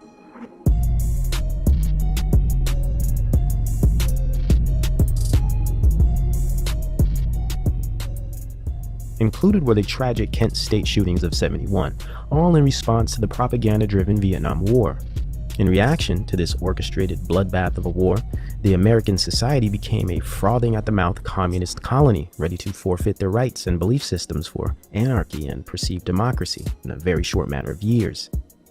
And it was political events like the Kent State shooting, the actions of the Weather Underground, and many other provocateur groups, and the overall tone and value system of the counterculture that assisted in this rapid social transition. From 1953 to 1973, the American people were completely unrecognizable. Also in '71, the man god Jimi Hendrix died of a heroin overdose, officially finishing off the remnants of the resistance and avid '60s we generation. A new era was beginning, and new artists, propaganda, drugs, and media outlets needed to be produced to further the indoctrination. Following the diligent New Left successes of radio station KPFA, Ford Foundation-funded relative PBS, or Public Broadcasting System, which began its first network productions in 1971. Adding to the slow and steady neoliberal socialization of the American population. Included at this time of 1971 was the biggest economic blow since Woodrow Wilson. President Richard Nixon discontinued the currency to gold standard, which would introduce the fiat currency system, officially kicking off the economic process of our all-out social enslavement. Not to say these events are anything new or surprising, for all has been written, and these things must come to pass to bring forth judgment, correction, and reproach, and of course, resurrection, and essentially, the kingdom. So as unfortunate and bleak as elements of our history may present themselves, believers are free of grief and despair, free of the spirit of fear, and set free by knowledge of the truth. Yet it is imperative that we understand the process in which it all came about, despite the mountains of lies and propaganda we have been generationally indoctrinated with. So let us continue. By '72, the political climate had rapidly changed. Though the feminist and gay rights movements were barreling full steam ahead, the civil rights movement was dead, and the anti-war activism of the counterculture was losing its steam. Why is this, one might ask? Well, CIA spokesman and poster child of second-wave feminism, Gloria Steinem, was being used to play the role of master homewrecker, pretending to empower women by indoctrinating them to desire the promiscuous single life and the workforce, which by default would destroy the traditional family structure, creating single-family homes. Indeed, in the same vein as we discussed before with the Beat Generation and postmodernism, which aimed to destroy tradition and natural order altogether. we will continue to discover postmodernism only thrived throughout the 70s. As a key element of postmodernism, the gay rights movement aimed to do the same, yet it also aimed to erase the lines of sexuality and deepen the perversion within the demographics of society, break down the borders of modesty and chastity, and reverse the natural order of man, woman, and child. By appeasing the convicted spirit of a small minority, by forcefully convincing the world that the unnatural and perverted was normal and deserving of praise. Also, we will later find out how children were included in this movement of depravity in the closing years of the decade with the founding of the homosexual organization called NAMBLA in 1977. By now, gender and sexuality were so politically important that they completely smothered the Black liberation movement into unconsciousness. As the anti-war front was on its way out right behind the civil rights movement, and as Nixon slowly pulled out troops and now discontinued the requirement of a military draft, protesters and activists seemed to completely lose interest in the cause, dispersing full on by 73, and became more concerned with the mainstream pop culture, which was altogether void of its former political tone of the 60s, and was now a loose, doped up and chilled out, funky and cynical theme park for the down and out, the desperate and eager, fearful and loathing, lost and unfound. Overnight, anti-war activism and fighting the man became a fringe effort, and now drugs, horoscopes, and fashion statements were all the fuss. Yet again, another drastic social transformation in such a very short amount of time, all curated through politics, culture creation, and mind-altering substances. By the look of things, it becomes all too clear that indeed the Vietnam War was never a military war, but a political one, as they all are, and always were. A war based on culture creation, paradigm shifting, and social engineering. On one end, fomented to establish a controlling stake in the Southeast Asian Golden Triangle trading port for the ongoing opium market. And on the other end, to raise a massive reactionary social movement and counterculture based in communist values and new left neoliberal anarchy and feudalism.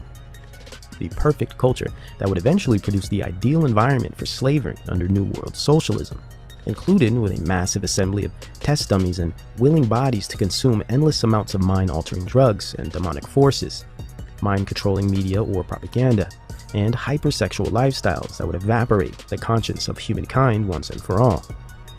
By 1973, once again, a new age was being born, a new culture was created, a new man and woman, and a new spiritual condition. The narcissist, narcosis.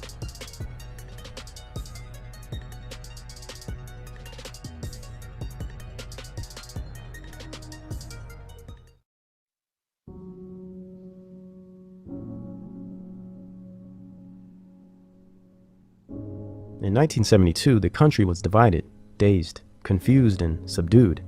The reaction to the problem of war in Vietnam was achieved, and now the solutions would be formed.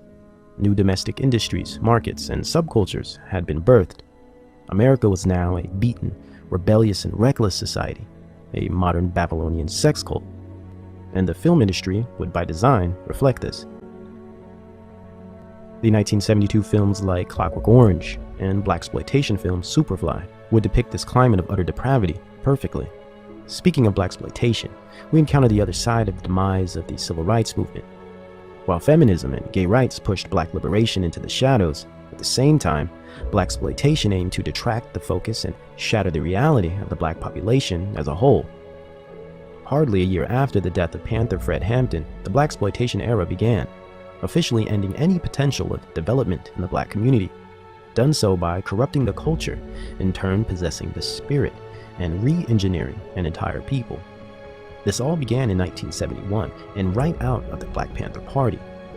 So let us rewind back to '66 to set up the development. As we discussed in part 2 of the series, Time Life magazine photographer and Office of War Information agent Gordon Parks was assigned the position of documentarian for the Black Panther Party in 1966 under the auspices of the Central Intelligence Agency. In fact, even prior, he had always made a career out of taking visceral and poignant imagery of the Black American experience, though his talents were used for espionage and the covert surveillance of the civil rights movement. A wolf in sheep's clothing, a hired mole, Parks would not only photograph the Black Panther Party, but he would also play as an intelligence agent for the US government, along with numerous other plants within the party like Columbia University man and Jewish leftist fundraiser David Horowitz, whom once the party was dismantled in '69, joined the CIA-front publication Ramparts magazine as editor. And today is shockingly a right-wing conservative. Interesting. Horowitz was also an employee for the Peace Foundation of London under Fabian socialist and eugenicist Bertrand Russell. Another prominent agent was Panther member Elaine Brown, who would play as a honeypot and eventually introduce Huey P. Newton to heroin through a backdoor drug running racket developed through Horowitz, as well as documented FBI agent Richard Aoki of Berkeley University's Young Socialist Alliance. He joined the Black Panther Party in 1966. As a top-level informant, Aoki was commissioned to provide the party with an arsenal of weapons to radicalize the group. At this point, the party took on a much more aggressive and confrontational direction. Prior to Aoki's joining, the Panther Party was innocuous, yet still a communist justice league. They were simply starting school breakfast programs and holding peaceful meetings focused on community building and education. Gordon Parks played a key role in this secret intelligence orchestrated radicalization of the Black Panther Party in Oakland, California. He single-handedly sensationalized the armed and dangerous reputation of the party by making their weapon-brandishing images famous. Parks would produce some of the most significant agitation propaganda of the era, all the while frightening society and demonizing the black people. While Richard Aoki stoked the ideological flame by inciting violence with endless supplies of intelligence-provided weapons and deep socialist and leftist rhetoric. This would go on until 1969, when the party was officially disbanded with the assassination and brutal murder of Fred Hampton by the FBI. The Panthers were finished, but Parks' career was only just beginning. During this time, he also worked as a consultant of Hollywood productions. This is what we would call today an intelligence liaison, like Chase Brandon, for example. Secret intelligence has always been directly connected to Hollywood, just as much as it is to the occult. They play as a subversive trinity that has had the ability to construct societies since its inception. So it only makes sense that Parks would develop his career further in Satan's theater. He continued his exploitation of black life by producing a successful series of documentaries based on ghetto life called The Learning Tree that same year of '69, becoming Hollywood's first major black director. By 1971, Parks had spawned the most vile and detrimental film genre to date, blaxploitation, with breakout film Shaft. While Parks became a legend and pioneer of a genre with the help of Jewish writers and production studios and foundation funding, of course, he destroyed the prosperity of the culture by utilizing a powerful mind control medium like entertainment to redefine and re-engineer an entire population of people. Blaxploitation would go on to attack modesty, righteousness, and all things pure and good within the nature of black behavior. Its modification would take a disturbing turn from 1971 forward. Interestingly, he was used by the same organizations that funded and directed the civil rights movement. Many Jewish organizations abandoned the civil rights movement once it ceased and went on to Hollywood to produce blaxploitation cinema, like Herbert Marcuse of the Frankfurt School, an integral part of the Black Panther movement and communist-driven New Left agenda in general. Marcuse also would go on to play a big role in the development of certain types of film in Hollywood. Theodore Adorno as well. The Frankfurt School intellectuals went directly from the academic realm to the entertainment realm to help stir the pot. And well, the rest is history. Just turn on your TV today, look at any current series on the internet, Netflix, big budget cinema, any of it and all of it. We might say it was pretty bad then, well, look how far it has come. Mind control programming and entertainment, soul-sucking garbage. Hollywood appears to be a CIA, Jesuit alliance forged as an apparatus for social conditioning over a long-term trajectory, and granted, with many foreign silent investor partners included. This alliance indeed predates the film industry. It goes as far back as the Crusades, and we are aware of the coalition between the Crown and Vatican City.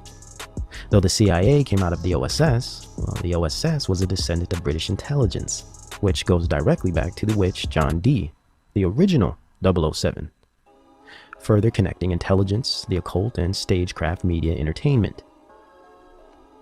Back to Gordon Parks. By 1972, and in typical fraternal brotherhood fashion of the elite, nepotism kept the blaxploitation genre moving swiftly. a genre that I consider an intelligence-manufactured MK Ultra program, most likely cooked up in the Tavistock Institute. Gordon Parks Jr. would release the silver bullet film that defined the genre, Superfly. This dude is bad, and he ain't just fly. He's super fly, yeah. Super fly. It's a big score. $1 million in cash, yeah. The big one. This is a chance. I want to take it. Now. Before I have to kill somebody. Before somebody ices me. What kind of money are we talking about? That much. But now that I took all this chance for nothing, and I go back to being nothing. Look at some jive job for chump change day after day, because that's all I'm supposed to do, then they won't have to kill me, because that ain't nothing. Ain't I clean, bad machine, super cool, super mean, feeling good for the man, super fly, here I stand, secret smash, every brand, bad in the bed, I'm your pusher man. Can a super fly Harlem dude beat the system? He's got a plan to stick it to the man. He's super hood, super high, super dude, super fly. It was released in 1972 and started the pimp and hoe, smoke and blow culture of the 70s. One that would continue for decades and is still very live and well today. As Gordon Sr. passed the torch, his son would drive the dagger a bit deeper into the hearts of a culture with his smash hit and cult classic, Superfly, where drugs, violence, and lust became fashionable and endearing, and of course striking a fierce dialectic politically in society by sexualizing and objectifying women on screen during the height of the women's liberation movement, which was also the same time as the height of the sexual revolution. 1972 strangely produced the strongest feminist movement and objectification of women media productions all in the same year. Another excellent example of agitation propaganda, and especially when you confirm that the CIA was, for one, behind the formation and guidance of the feminist movement, and two, behind the production studios that were releasing consecutive smut material. The book Joy of Sex was a bestseller, and Playboy was a lead publication nationwide. Interestingly, the feminist movement focused on support of lesbianism and denouncement of female sexualization. Yet it simultaneously promoted free love and irresponsible sexual relationships for women. Not to mention, blaxploitation films shamelessly promoted prostitution, rape scenes, and black women as harlots and swindlers. Yet the same year, the first black woman in history ran for president, Shirley Chisholm. If one wants to seriously screw up the mental state of a society, this is surely one way of doing it. Blaxploitation films would continue and increase in their depravity throughout the decade. Notorious films like The Mac would solidify pimp culture and drug dealing in the inner cities. Actress Pam Grier in her films like Coffee and Foxy Brown would indoctrinate women with a Jezebel spirit that is still extremely prevalent today and cannot be missed anywhere in Hollywood or the entertainment industry.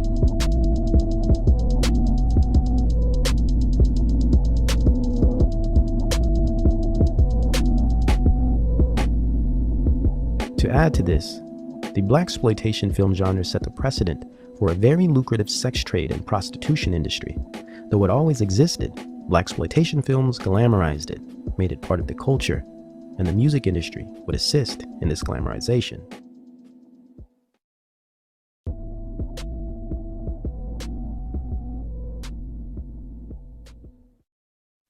To be accurate, Parks cannot actually take credit for creating the first blaxploitation film. In fact, it was first done by a lesser-known, independent producer named Melvin Van Peebles, with his sloppy and perverse film Sweet Sweetback's Badass Song, which was no more than a sad excuse for a black liberation flick that relied on sex, vulgarity, and violence to retain viewership. Brazen and cheap, it opened with a graphic pedophile scene, as well as a typical black buck sex scene that foreshadowed the adult industry that was getting ready to take off in a few years. And again, the nepotism continued with his son's work, Mario Van Peebles, who would later continue the debasing legacy of Van Peebles Sr. by creating a new age blaxploitation era of his own with his cult classic film New Jack City in 1991, which set the stage for many other hustler and thug films that complemented the gangster rap industry wave of Dr. Dre and Snoop Dogg. Coincidence? I think not. So blaxploitation has never ended and is as alive and well as it was in 1972. But in 72, things were just forming, and new waves of cultural influence were being created for very little money, but at the spiritual expense of millions. Blaxploitation became a cold-blooded social weapon, and as Curtis Mayfield quoted, a commercial for cocaine, settling the precedent for an up-and-coming adult film industry and lucrative drug market, especially the cocaine market, that would hit its peak in 1977 and wreak havoc into the 80s with crack. Blaxploitation films would take a historical seat in the archives of classic social engineering media, feeding into the debasement of culture and the proliferation of the prison industrial complex. Once again, by establishment intelligence and foundation-funded production studios, blacks were used to not only destroy themselves, but to create demonic culture and assist in the demoralization of a nation. And the 70s is where it all took place. Another large-scale industry that was being structured during this time was in the area of academia, social sciences, and the new age culture of knowledge, or epistemology, which is the study of knowledge, how we know what we know. The 70s relied on the journey of self-help to be precise, and man-focused salvation as a defining feature of the decade. Some might call this period the growth of mind sciences. I prefer to call them spirit sciences. And it is understood that many of these sciences already existed and had quite the following, like L. Ron Hubbard and his Scientology cult, for instance, as well as the work of Alan Watts and those like him, whom were both intelligence operation representatives. But Hubbard and the spirit sciences in general would have a formidable opponent in the competition for the social hive mind by 1971. Interestingly, this is the period when government documents describe as a time when the MK Ultra projects were brought to a halt and discontinued.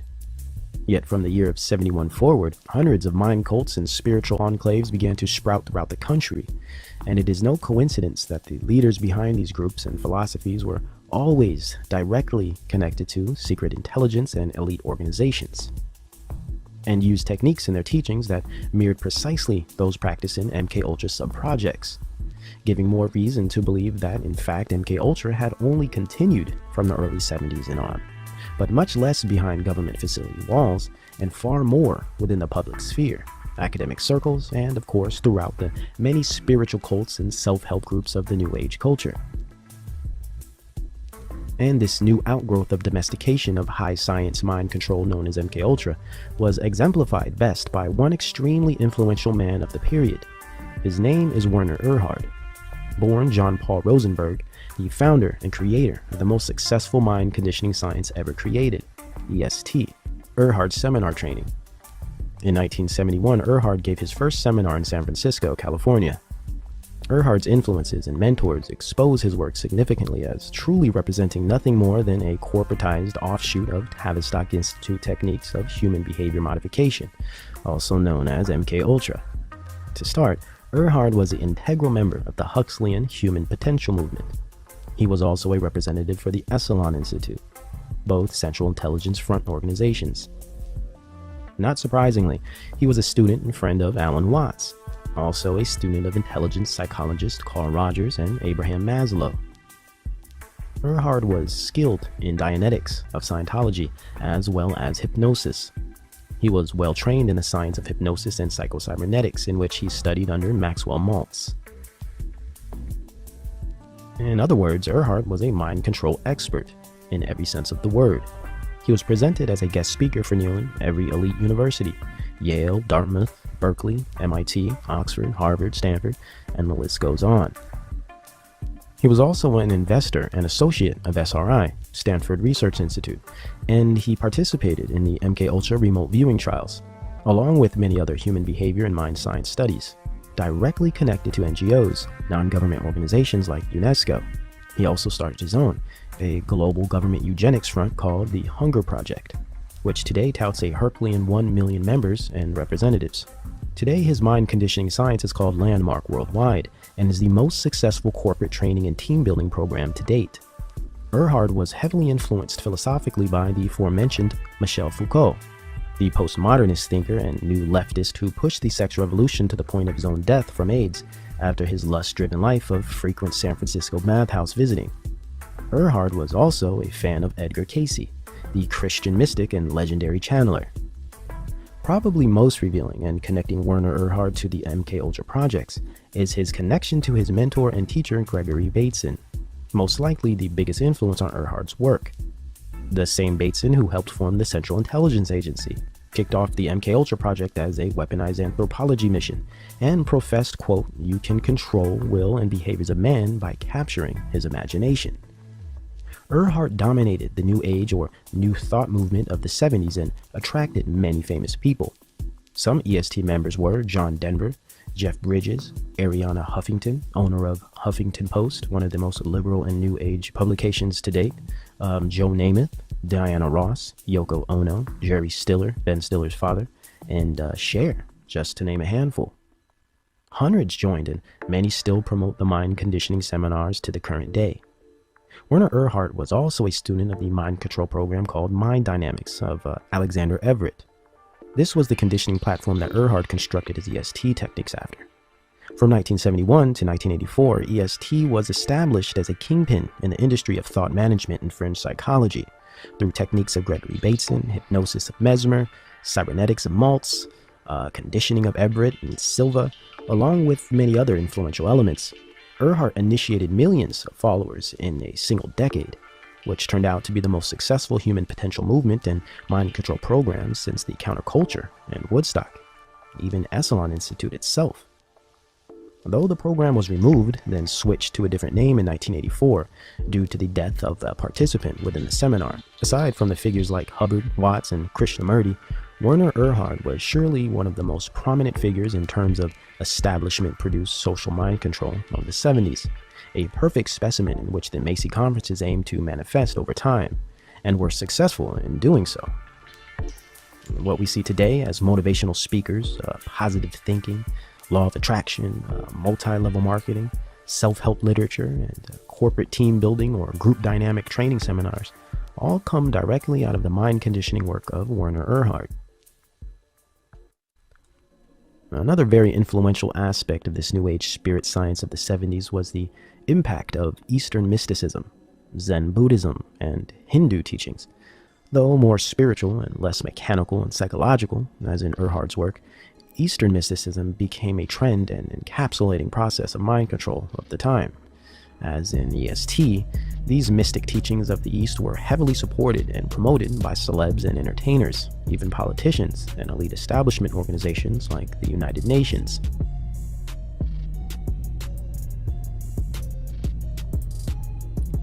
This mysticism displayed itself most significantly in the form of what was called TM, or Transcendental Meditation, an art of spiritual possession and mind control in one, packaged as an enlightening and healing experience, and sold to the masses by arguably one of the most famous cult gurus in history, Maharishi Mahesh.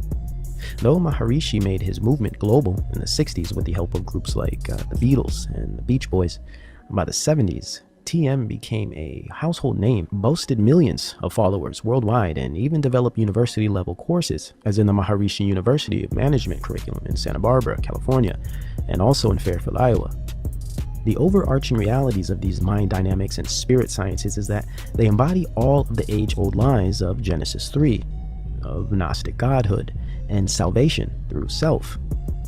Moreover, the denial of God and the requirement of salvation through Christ and Christ alone.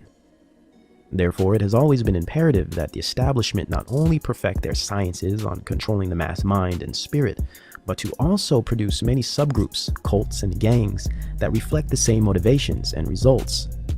The goal has always been to corrupt the spirit and embellish the ego, and ultimately erase the Christian morale and gospel of our needed Savior and Messiah.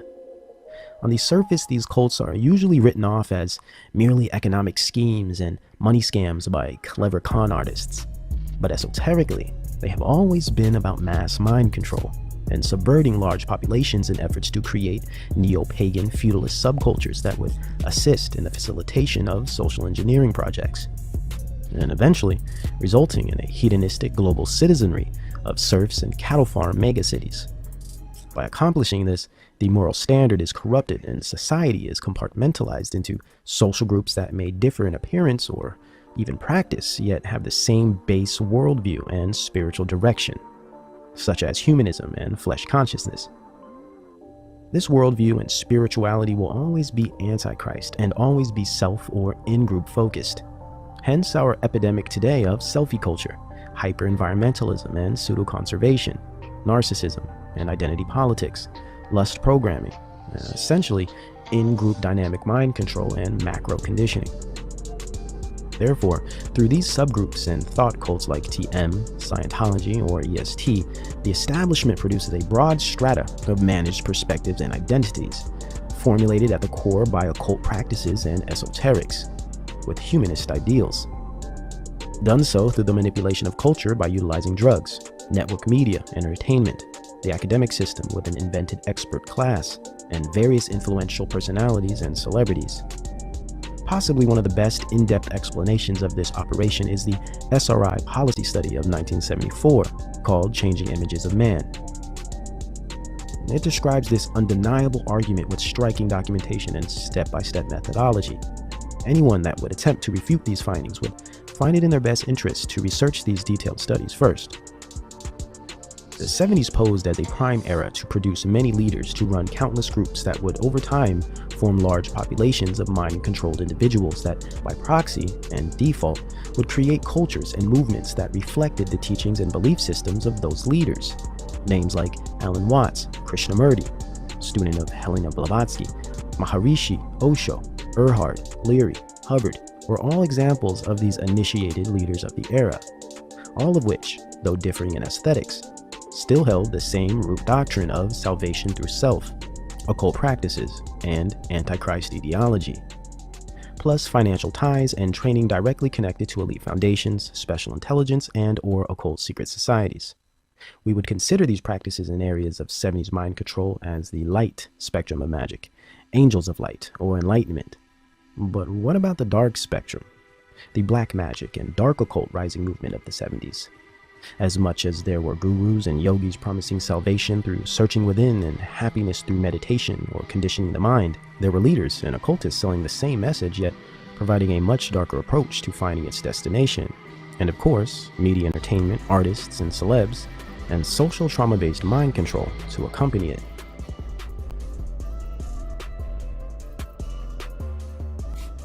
If you haven't noticed, they are programming society, especially millennials, into being liberal Marxist socialists or right-wing patriotic nationalists, going head-to-head to fulfill the establishment's alchemic marriage via controlled proxy wars.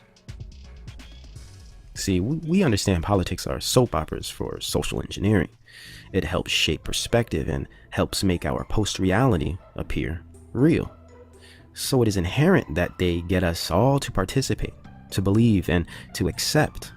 So they manipulate our thoughts via emotion, controversy, and carnal desires, to in turn diminish our use of logic and guarantee our allegiance to their magnum opus or great work.